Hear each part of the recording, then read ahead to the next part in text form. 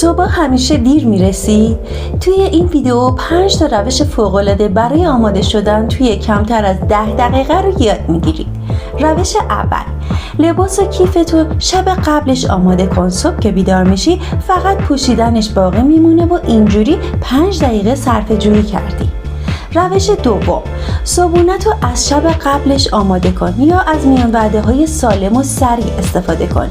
این کار هم بهت انرژی میده هم وقتتو نجات میده.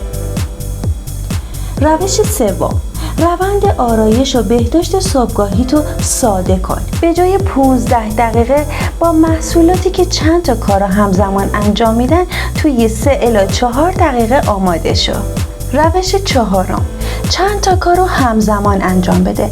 مثلا وقتی که داری چایتو دم میکنی کیف و وسایل خودتو مرتب کن. این ترفند 2 الی 3 دقیقه اضافی بهت میده. روش پنجم، برای هر مرحله زمان مشخص کن و با تایمر کار کن. وقتی بدونین فقط 10 دقیقه وقت دارین سرعتتون چند برابر میشه. با این 5 روش ساده صبح سریع، بدون استرس و شاداب آماده شو. اگر این ترفندا برات مفید بود حتما لایک کن، کامنت بذار و کانال رو دنبال کن تا ویدیوهای بیشتری رو از دست ندی.